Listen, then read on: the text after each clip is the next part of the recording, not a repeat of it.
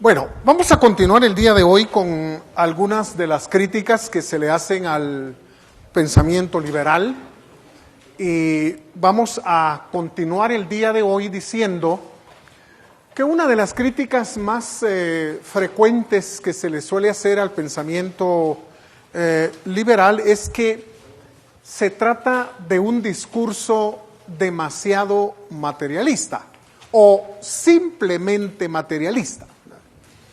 Ahora, ¿qué debemos entender por materialismo? Es una cuestión que tenemos que aclarar a continuación, porque esta palabra ha sido utilizada desde hace muchísimo tiempo en el pensamiento occidental. Entonces, aclaremos en primer lugar que cuando nos preguntamos qué es el materialismo, a qué se le llama materialismo, o cómo ha sido utilizado el término materialismo en el pensamiento occidental, pues tenemos varias opiniones. La primera que vamos a mencionar aquí, a la que vamos a hacer rápidamente referencia, es que el materialismo es una palabra que designa una visión de la realidad. Regularmente, cuando se habla de una visión del mundo de carácter materialista, se piensa esencialmente en esa filosofía conocida como marxismo o como marxismo-leninismo.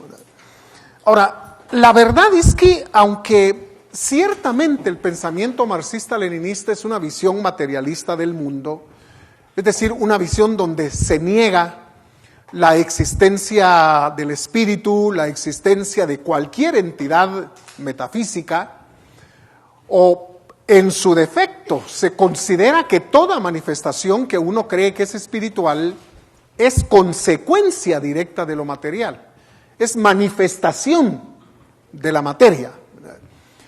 La verdad es que esta manera realmente de ver el mundo es bastante vieja, sumamente antigua.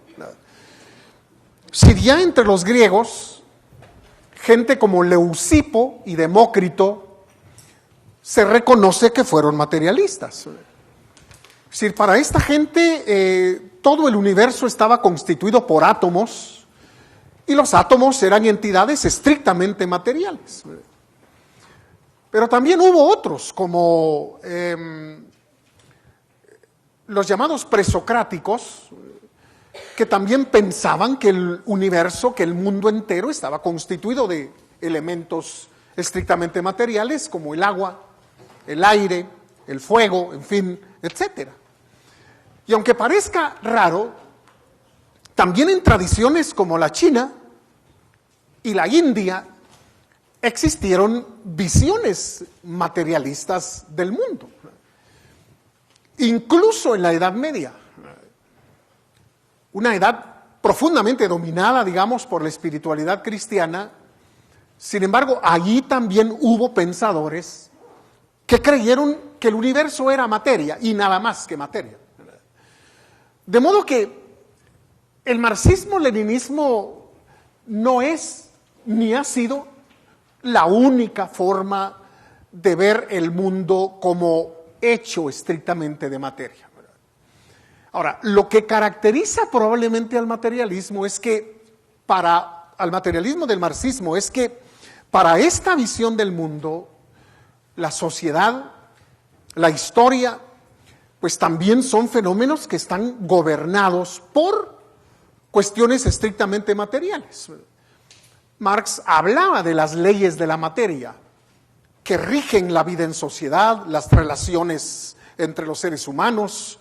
Y por supuesto, las leyes de la materia, dice el pensamiento marxista, gobiernan el devenir de la historia, la controlan, la conducen hasta ese final feliz que será la recuperación de la comunidad comunista a nivel mundial. Cuando se dice que el pensamiento liberal es materialista, no se está haciendo referencia a esto, ¿verdad? Aquí lo que estamos haciendo es aclarar qué sentido tiene el pensamiento o el término material, ¿verdad? O materialista. Ahora, otra manera, digamos, de entender qué es el materialismo Es una definición, digamos, común y corriente que consistiría más o menos en darle un excesivo valor a las cosas estrictamente materiales, como el dinero, las posesiones, las cosas, los objetos, digamos, que uno realmente posee o desea poseer. Yo creo que esta es la manera como se está empleando el término materialista cuando los críticos se refieren al pensamiento liberal. Ahora, tenemos realmente que aclarar si esto es así o no. Y en todo caso, ¿qué es realmente lo que en último análisis los pensadores liberales o los científicos de la escuela austríaca en términos generales piensan acerca de la vida, acerca del hombre, acerca de los valores, digamos, en términos más o menos generales? Ahora, tengo que recordar aquí una cosa, ¿verdad? Cuando se dice que el pensamiento liberal es materialista, regularmente la idea de hombre que se piensa, que se maneja dentro del pensamiento liberal, es lo que se conoce con el término homo economicus. Son muchos los críticos del pensamiento liberal que afirman que nosotros promovemos y mantenemos y sostenemos la idea del homo economicus. Ahora, ¿qué debemos entender por homo economicus? Es decir, el hombre económico, para decirlo en español. ¿Qué se entiende realmente por homo economicus? Bueno, por homo economicus se entiende, digamos, un ser humano que está interesado fundamentalmente por tener cosas, es decir, por ser propietario de cosas. Y entre más cosas tenga, mejor. Es decir, está realmente preocupado por ir coleccionando, ir ampliando, digamos, el número de cosas y de objetos estrictamente materiales que posee y tiene. Por supuesto, el dinero aquí no está excluido, al contrario. Se supone que el homo economicus está pensando constante y permanentemente en términos dinerarios y en términos de ganancias. Es decir, lo único realmente que le interesa al homo economicus entonces sería salir ganador en cualquier negocio, en cualquier transacción, en cualquier relación que establezca. Es decir, la idea realmente de ganancia estrictamente monetaria es lo que gobierna, lo que controla de alguna manera su existencia.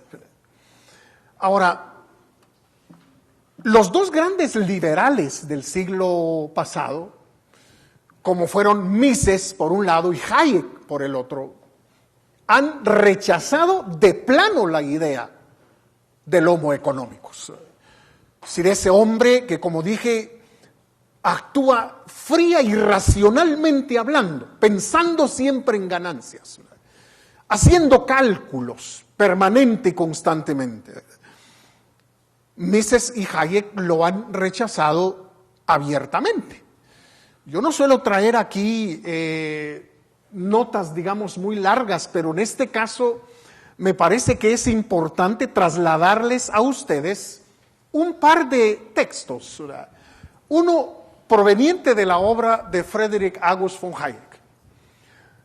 Dice Hayek, la tan celebrada ficción, fíjese cómo le llama, ficción del homo economicus no fue un aspecto original de la tradición evolucionista inglesa.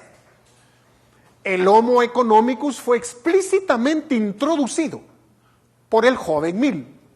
Está hablando de John Stuart Mill, juntamente con otras ideas que pertenecen más bien al racionalismo que a la tradición evolucionista. Este párrafo ha sido extraído de los Fundamentos de la Libertad, la página 93. Por supuesto, yo estoy utilizando una edición viejita, la cuarta edición, pero está en el contexto del capítulo sobre las dos tradiciones de la libertad. Es decir, donde Hayek habla y diferencia y establece diferencias entre la tradición británica y la tradición francesa.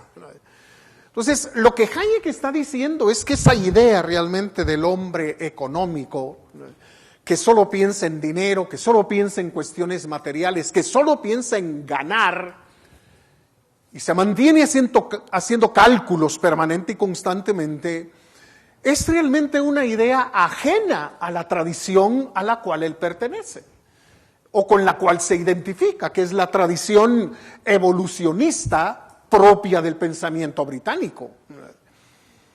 Es decir, él más bien aclara que el concepto del homo economicus pertenece más bien al racionalismo de la tradición francesa. Si recordemos que estamos hablando aquí de dos escuelas sumamente importantes, ¿verdad?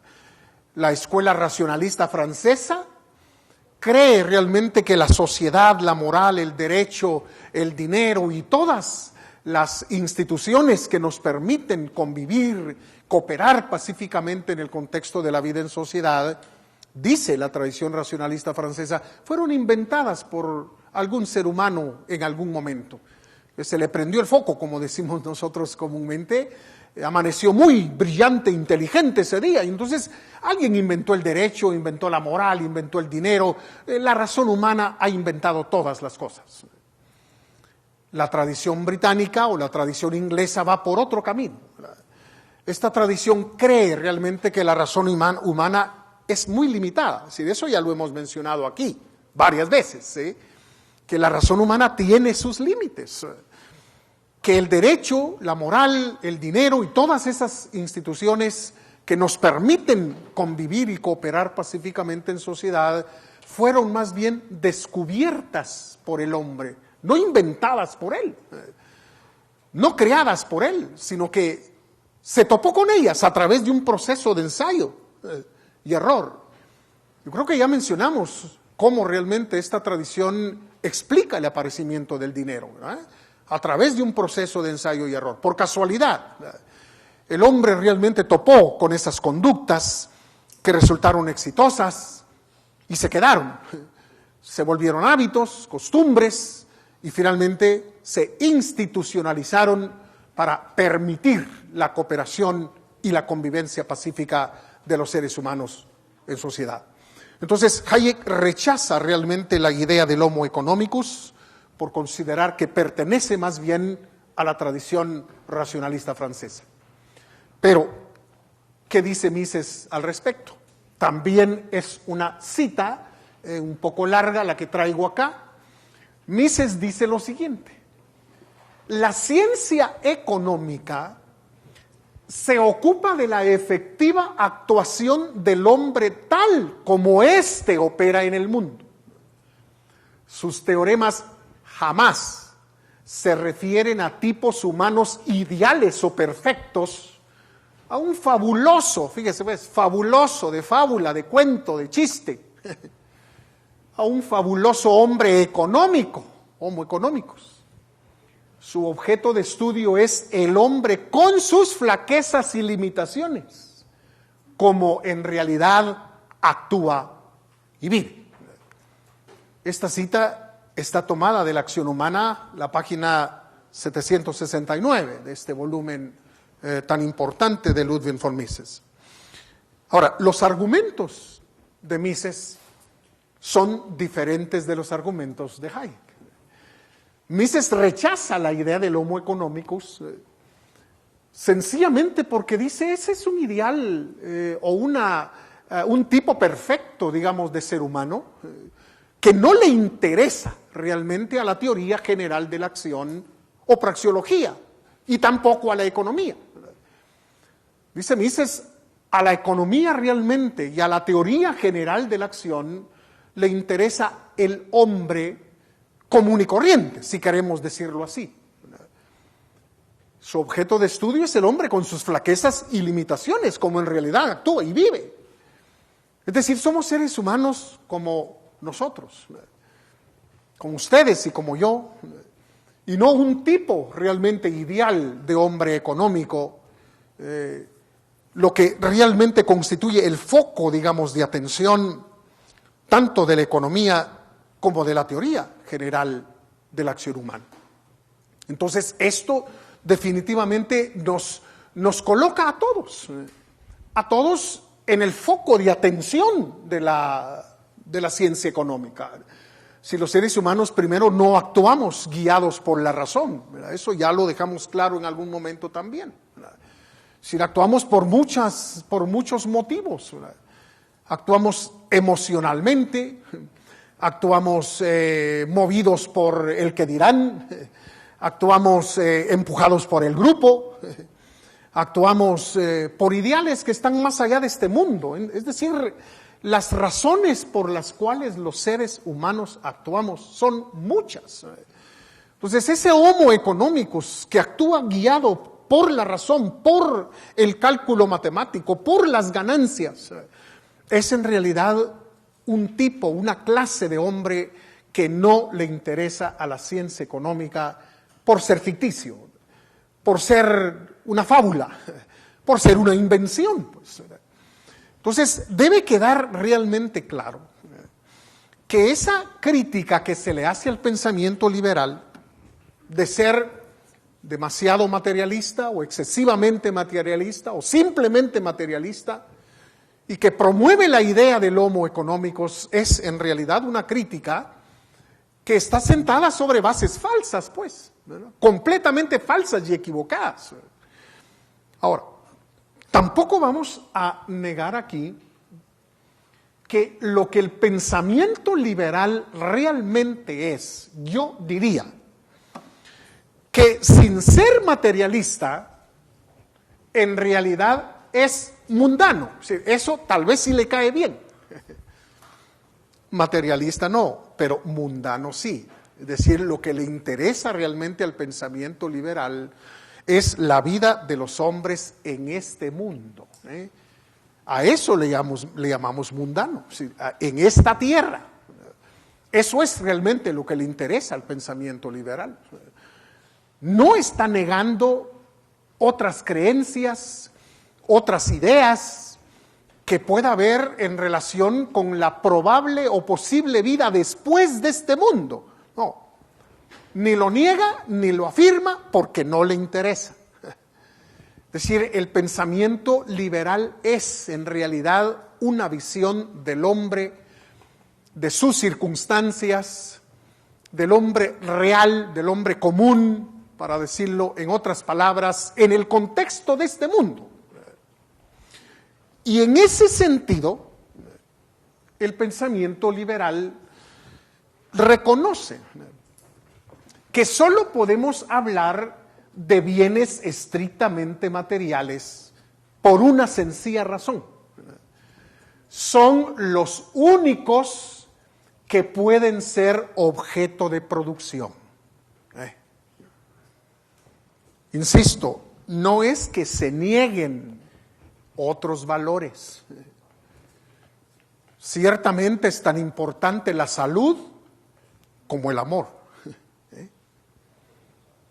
Pero la salud sí podemos trabajarla, sí podemos hacer mucho en favor de ella y podemos generar los bienes necesarios para mantenernos sanos y para restablecer la salud cuando la perdemos. Y eso sí es posible. Desde las vitaminas hasta las medicinas, todo eso se puede producir. Pero no podemos producir amor, ¿sí? Tal vez, si algún día alguien descubre cómo producir amor por botella, tal vez haga plata. Porque hay tanta gente falta de amor en este mundo. Pero no podemos producir esa clase de valores, ¿sí? Eso es lo que debe quedar claro.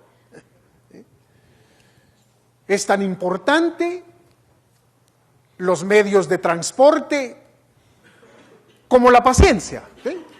Ambos son realmente fundamentales. Pero los medios de transporte sí podemos producirlos. patines, bicicletas, automóviles, aviones, todo eso lo podemos producir, pero la paciencia no. El día que alguien descubra cómo producir paciencia y venderla por vara, tal vez va a ser plata. Pero hasta este momento, eso es prácticamente imposible. Es tan importante la ropa y la comida como la esperanza. ¿Sí? Pero camisas, zapatos, jeans, calcetines, todo eso lo podemos producir. Pero la esperanza no. Hay mucha gente desesperanzada en este mundo. ¿Pero qué le vamos a hacer? No hay fábricas de esperanza. Si algún día alguien descubre cómo producir esperanza y venderla por libra, tal vez va a ser plata. No es, insisto, que el pensamiento liberal niegue valores como el amor, la paciencia, la esperanza y todas esas cosas que son realmente importantes en la vida. La fe, ¿sí? El dominio propio y tantas cosas, pues. No es que lo niegue, es que está plenamente consciente de que esas son cosas que surgen de dentro de nosotros. No podemos ir a verlos en los escaparates de las tiendas y comprarlos, por mucho que quisiéramos. Entonces, en ese sentido, el pensamiento liberal, insisto, es más bien mundano. Antes que materialista, es mundano. Porque le interesa la vida y el mundo aquí y ahora. Y por ello es que solo los bienes llamados materiales son en realidad su objeto de preocupación, y el cómo producirlos es una propuesta realmente importante de parte del pensamiento liberal.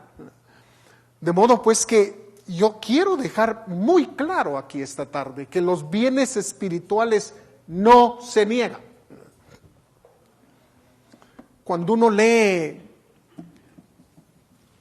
el capítulo de donde yo extraje la cita de Mises,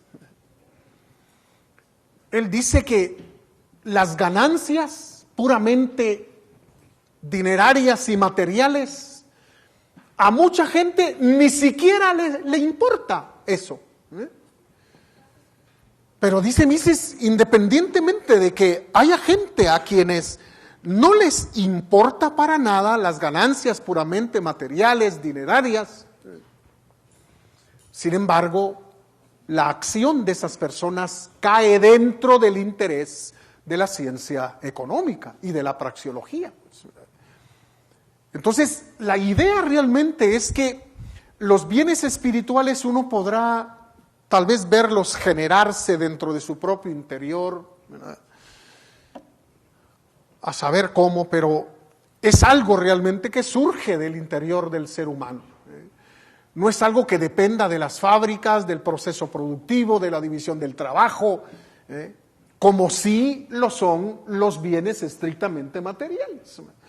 Entonces, debe quedar claro que estos bienes que llamamos espirituales, eternos, como usted quiera llamarles, en realidad no pueden entrar nunca en la categoría de medios. Sencillamente porque ya dejamos claro hace algunos días que la característica fundamental de los medios es... ¿Cuál es la característica fundamental de los medios? ¿Perdón? Sí, sirven para conseguir un fin, eso es correcto, pero ¿qué los caracteriza fundamentalmente?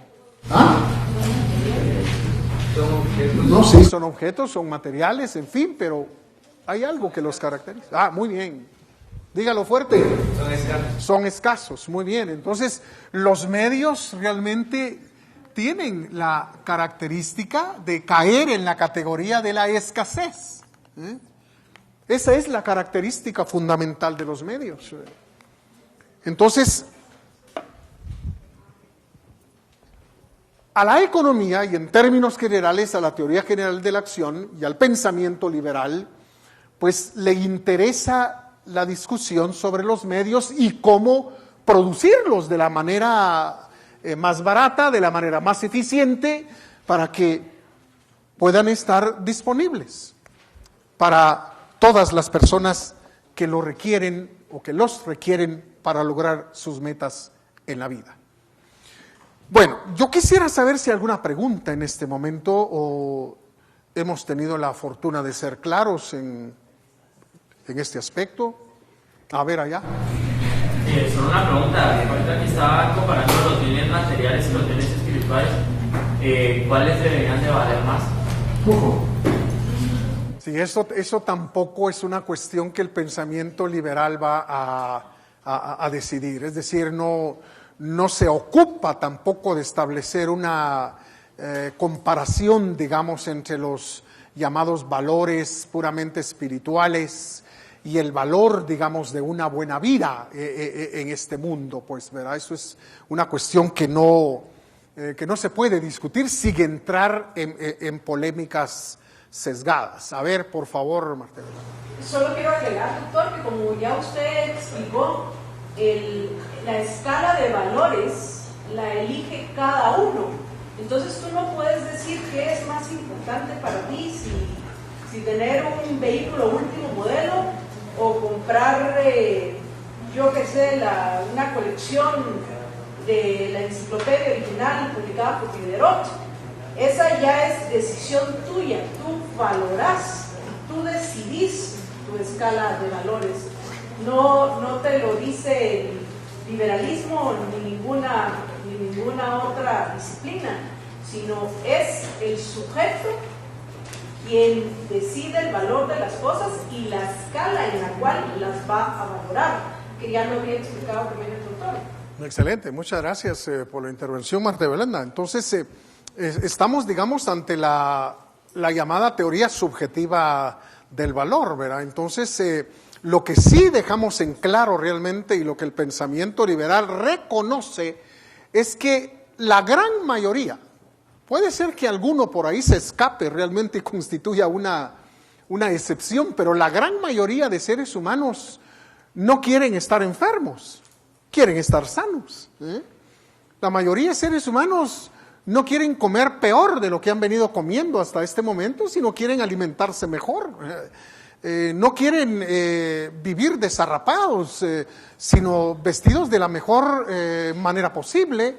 Es decir, se reconoce pues que en este mundo la gran mayoría de personas en realidad quiere vivir buenamente, es decir, quiere vivir una vida buena con ciertas comodidades, venciendo, digamos, los obstáculos propios de la enfermedad, de la escasez, de la pobreza, en fin, todos queremos definitivamente, o la gran mayoría de seres humanos queremos eso.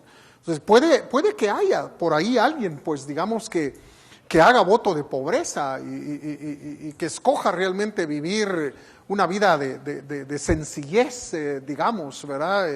Que en lugar de comprar los platos más caros para poder comer, pues se alimenta de lo más barato y todo, pero eso ya es un asunto completamente de valoraciones personales. A ver, por favor. ¿Y cómo puede tratar el liberalismo cuando a un individuo le da mayor valor a estos bienes espirituales y no tanto a lo material? Bueno, analiza, digamos, y explica realmente esa acción como se explica cualquier otra acción. ¿En qué sentido?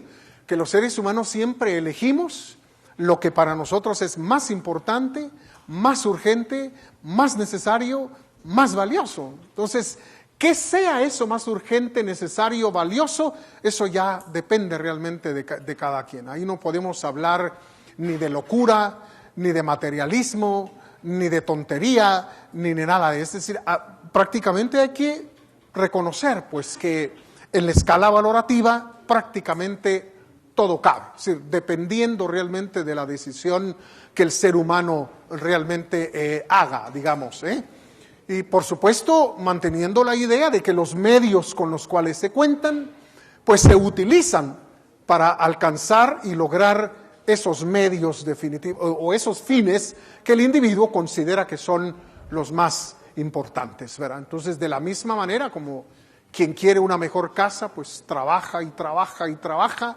Pues el que busca la paz interior, pues también trabaja porque medita, trabaja porque ora, trabaja porque se entrega a ejercicios espirituales con el propósito de alcanzar esa meta, digamos, de lograr esa paz interior que anda buscando. Entonces siempre será la adecuación de los medios con los cuales contamos para alcanzar las metas y los objetivos que queremos alcanzar, independientemente de cuáles sean, ¿verdad? Porque ahí sí no hay nada escrito, absolutamente nada escrito. Entonces, noten una diferencia muy importante, antes de que se me olvide. La diferencia aquí entre el marxismo y el pensamiento liberal es que mientras el marxismo negó rotundamente todo lo relacionado con los bienes de carácter espiritual, ultramundano, en fin, si usted quiere, para querer tener al hombre como que si fuera un ladrillo, un pedazo de madera, el pensamiento liberal reconoce, pues, que como humanos somos tan complejos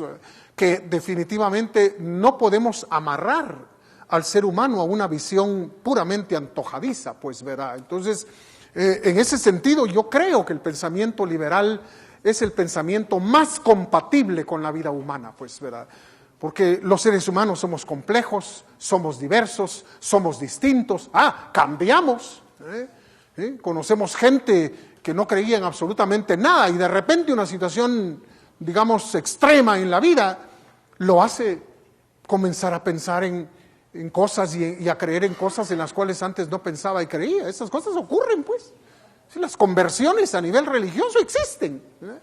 Y también conocemos los casos contrarios, de gente que se entregó mucho a Dios y a esto y a lo otro y de repente pues resulta negando todas esas cosas. Es decir, realmente yo creo que en ese sentido el pensamiento liberal y la visión liberal del mundo, de la sociedad y de la vida es lo más compatible con ese ser tan complejo como es realmente el ser humano.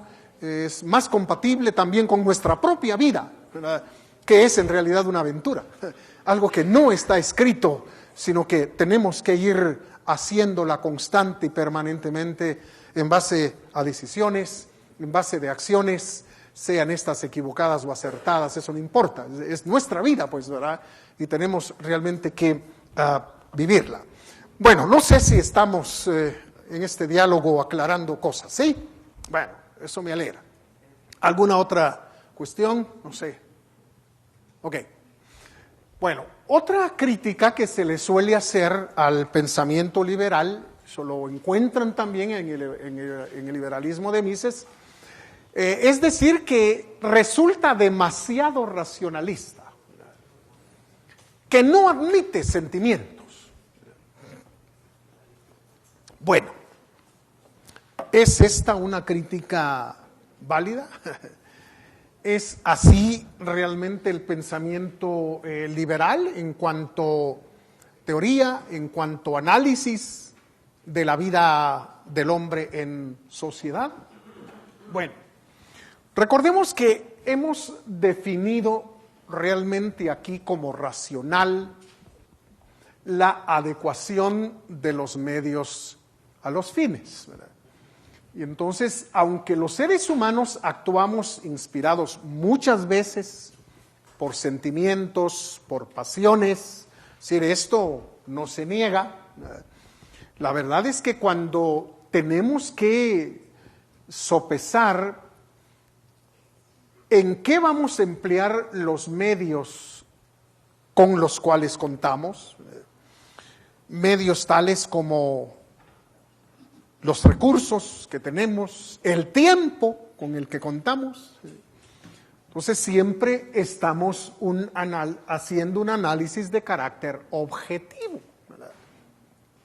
Entonces, aun cuando las motivaciones sean sentimentales, aun cuando las razones por las cuales estamos actuando sean pasionales o irracionales, el análisis definitivamente requiere que meditemos de manera objetiva cómo vamos a emplear los medios o los recursos con los que contamos y para alcanzar qué fines, qué metas y qué objetivos. Ahora bien, Mises resume lo que acabamos de decir en esta frase que vale la pena recordar siempre. Dice Mises que toda economía es acción racional y toda acción racional es economía. Porque estamos permanentemente adecuando los medios con los cuales contamos para alcanzar y lograr los fines que queremos alcanzar. En ese sentido, pues, toda economía es acción racional. Y toda acción racional resulta siendo definitivamente economía. Es decir, resolviendo el problema de cómo voy a emplear los recursos con los que cuento, siendo limitados, siendo escasos, cómo los voy a usar y para qué los voy a emplear. Entonces, la crítica realmente de que el pensamiento liberal es demasiado racionalista es también una crítica que no se justifica, ¿verdad? Que no es una crítica que se basa en premisas aceptables. Bien, Mises dice que en términos generales quienes se oponen al pensamiento liberal manejan más bien cuestiones de carácter psicológico, ¿verdad? No lógico, sino psicológico, ¿verdad? Es decir, que sus argumentos en contra del pensamiento liberal y en contra del liberalismo parecen ser más cuestiones emocionales, ¿verdad? No tanto argumentos valederos que pesan, sino más bien cuestiones puramente psíquicas. Entonces, en ese sentido, dice Mises, parece que no hay verdaderos argumentos de carácter lógico y de carácter científico que se opongan al pensamiento liberal, ¿verdad? No solo porque como teoría es muy sólido el pensamiento liberal, sino porque los hechos también demuestran, ¿verdad?, cómo en las sociedades donde hay una mayor libertad para producir, para comercializar, para consumir, para trabajar, en fin, para cooperar, digamos, en las sociedades donde hay más libertad para cooperar, pues el nivel de vida de las personas es mejor, ¿verdad? Eso no lo podemos realmente negar. Y sobre todo las migraciones dicen que así es.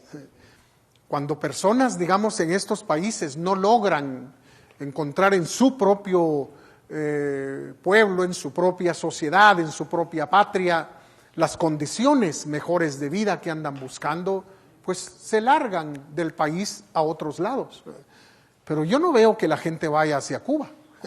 Si Cuba no necesita levantar un muro en sus orillas para evitar que la gente entre. Tampoco veo la gente yéndose para Venezuela.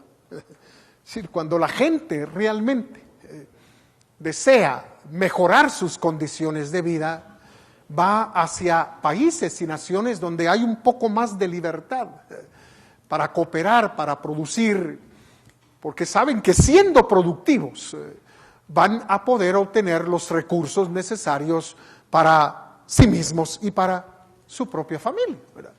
Entonces, por supuesto, esto de lo que estamos hablando no es algo perfecto, ¿verdad? Si la pregunta que siempre se nos hace, estoy seguro que a mis colegas profesores más tarde o más temprano les hacen la pregunta, mire, ¿en qué lugar del mundo esto funciona al 100%? La respuesta que yo tengo es, en ninguno. En ninguno funciona esto al 100%, pero lo que sí tenemos realmente que reconocer es que los países, las sociedades, los seres humanos que viven en los diferentes países en relación con libertad o con la libertad, pues bueno, hay naciones que están más lejos y hay naciones que están más cerca, digamos, de ese ideal de vivir en libertad. Y obviamente las naciones que están más lejos de ese ideal de libertad, pues no son naciones que se buscan cuando uno quiere mejorar su condición de vida. Es decir, la gente viaja a aquellos países, a aquellas naciones, a aquellas sociedades donde hay un mayor acercamiento hacia ese ideal de libertad de la que estamos hablando aquí desde hace varias semanas. Entonces, parece que no hay argumentos, dice Mises, de carácter lógico y de carácter científico, ¿verdad? Uno de los argumentos que es profundamente emocional, psicológico, es la aversión hacia la desigualdad. Si hay personas tal vez demasiado sensibles a las desigualdades, y el rechazo realmente a la desigualdad es lo que los conduce y los lleva a rechazar el pensamiento liberal. Entonces se acercan más al socialismo porque el socialismo tiende a predicar la igualdad, sobre todo material y económica de las personas. El pensamiento liberal no puede ir realmente por ese camino, no se puede. Primero porque los seres humanos somos distintos, muy distintos. Tenemos distintos talentos, distintas habilidades, distintas capacidades, distintas inteligencias.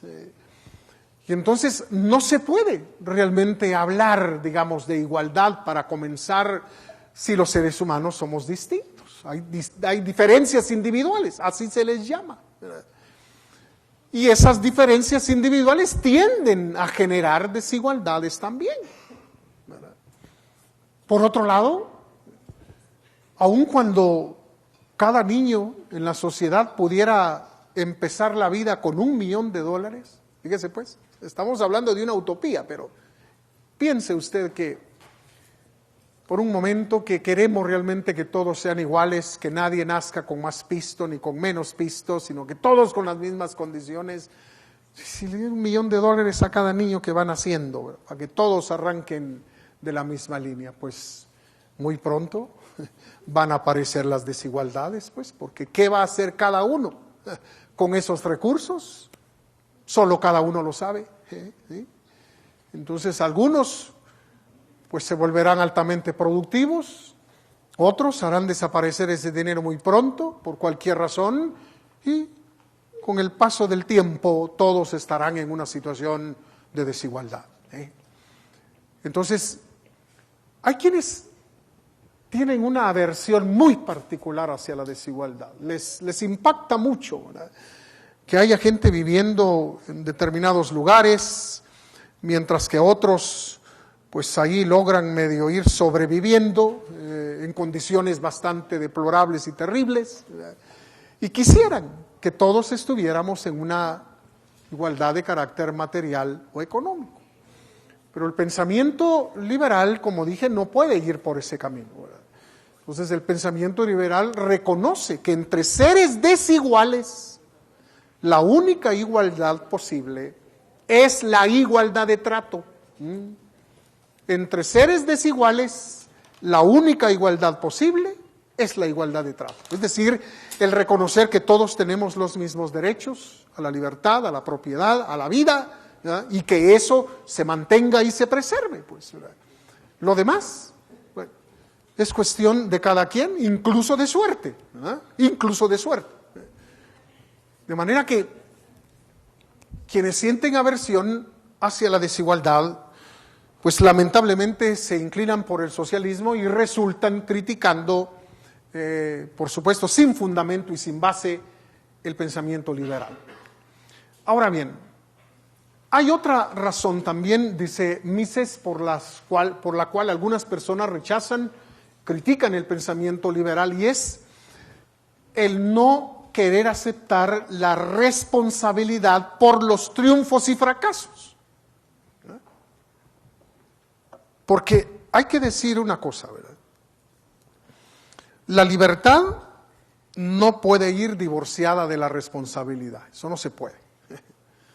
Si uno quiere ser libre, debe también aceptar el ser responsable. Ahora, ¿qué entendemos por responsabilidad? La responsabilidad la podemos definir simplemente como el hacernos cargo de las consecuencias de nuestros actos. Eso es responsabilidad. Hacernos cargo de las consecuencias de nuestras acciones. sean las que sean. Si son consecuencias negativas, yo debo cargar con ellas, porque yo las provoqué a la hora de actuar. No debo andar echándole la culpa por ahí a nadie. Perdí el curso porque no estudié, no porque el profe yo le caía mal, o que él tiene realmente la culpa. No, hombre, la cosa no es así. Bueno, gané, y gané con excelente nota. Bueno, te felicito. Hiciste un excelente trabajo. Entonces, aprender a llevar sobre nuestros hombros las consecuencias de nuestros actos. Entonces, ser libre implica ser responsable. Pero hay personas que rechazan realmente esa responsabilidad por los triunfos y fracasos. Entonces, en ese sentido, esta gente como que piensa que son los demás los culpables de lo que les pasa en la vida. Eso tiene un nombre, se llama resentimiento. Si la persona que es resentida cree realmente que su situación es culpa de los demás, son los otros los responsables, los culpables de que él se encuentre como está. Entonces, debemos aclarar una cosa. Todos tenemos éxitos y fracasos en la vida, todos. Incluso dice Mises, lo que uno sueña realmente alcanzar en la vida, al final resulta que no es ni la mitad de lo que yo había soñado alcanzar. Porque hay muchas cosas realmente que hacen fracasar nuestros planes. Hay muchas cosas que hacen truncar nuestras ideas sobre el futuro. Por eso es que hay ganancias y hay pérdidas. ¿Sí? No todo es ganar y ganar y ganar, ¿no? También hay pérdidas, también hay fracasos. Pero la mayoría de personas, bueno, se sacuden y vamos pues adelante. Esta fue simplemente un tropezón, una caída, un resbalón, un somatón, si quiere. Pero es hora de levantarse y continuar, pues, ¿verdad? Pero hay quienes piensan que no es así, ¿verdad? Que son otros los culpables, que es la sociedad o que es el sistema el culpable realmente de su propia condición, ¿verdad? Y a esto Mises le da un nombre.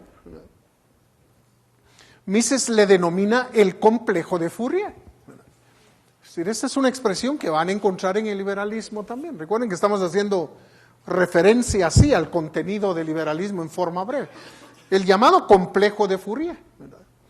Es el sistema o son los otros los culpables de su difícil situación. Ahora, ¿por qué se le llama complejo de Fourier? ¿Quién fue Fourier? Bueno, Fourier fue uno de esos socialistas utópicos que nació a finales del siglo XVII y murió en la primera mitad del siglo XVIII, francés, porque el socialismo realmente es un producto francés del siglo XVII y XVIII. Pues Fourier tenía ideas raras, ideas muy, muy raras. Por ejemplo, decía, algún día el trabajo será una delicia y los mares serán de limonada. Ni una cosa ni otra, ¿verdad? El trabajo no es ninguna delicia y los mares siguen siendo salados, ¿sí? Pero entre esas ideas raras que tenía Fourier, él creía que todos los bienes en el mundo abundan. Es decir, vivimos en un mundo de abundancia. Si hay abundancia, y a mí no me ha tocado una parte, digamos, significativa, es que alguien me ha hecho una mala pasada. Alguien me quitó un pedazo, alguien se quedó con una tajada que a mí me pertenecía y por eso es que yo la estoy llevando muy mal. Por eso el complejo de Fourier, ¿verdad? Son los otros, son los demás, los que me mantienen a mí en una situación verdaderamente lamentable, ¿verdad? Ahora, el pensamiento liberal insiste, como dije hace un momentito, en la responsabilidad de cada uno de nosotros. Ciertamente hay muchas cosas que jamás estuvieron bajo nuestro control y nunca van a estar bajo nuestro control, eso es cierto. Los padres de quienes nacimos, el hogar en que crecimos, la condición económica, digamos, de nuestra familia, todo eso no lo elegimos, pues, ¿verdad? Incluso el hecho de estar ustedes aquí y yo también, pues jamás estuvo bajo nuestro control, ¿verdad? Entonces hay muchas circunstancias en la vida que nosotros jamás controlamos, ¿verdad? Pero es bueno, y esto lo dice Hayek, es bueno que se nos diga que todo depende de nosotros, del esfuerzo que pongamos, del entusiasmo que mantengamos, de la entrega realmente que tengamos a nuestro proyecto de vida, de las ganas que le pongamos realmente, es importante, porque eso nos hace personas altamente responsables. Bueno, yo espero que estas notas que hemos querido trasladar aquí en torno al liberalismo, pues les vayan ayudando, si es que ya empezaron la lectura del texto, y si no la han empezado, pues de todos modos esperamos que sean de gran ayuda. Ahora, sí, esto quiere decir que se acabó. Hoy yo no tengo nada más que decir, me da pena decirlo, pero no tengo absolutamente nada más que decir. Entonces, no sé si tenemos preguntas, dudas, comentarios. A ver, ya. Un poquito de silencio, porfa. Si no, no voy a oír. A ver.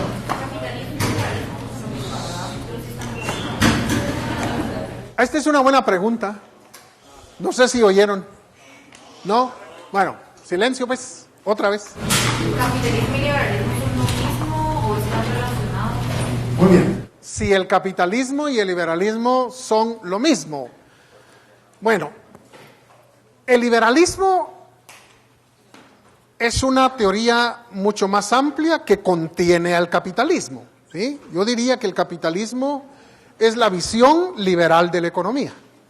Entonces, hay dos clases, o no dos clases, hay dos aspectos del liberalismo que tenemos que mencionar aquí, el aspecto político y el aspecto económico. El liberalismo político es la visión acerca de la sociedad, no acerca del gobierno, sino acerca de la sociedad. Aquí tiene que ver el derecho, tiene que ver la moral, tiene que ver el Estado, ¿sí? En el aspecto político del liberalismo. El aspecto económico, digamos, del liberalismo es comúnmente llamado capitalismo, o economía de libre mercado, o economía basada en la propiedad privada de los medios de producción. Entonces, el capitalismo realmente es la visión económica del liberalismo, ¿sí?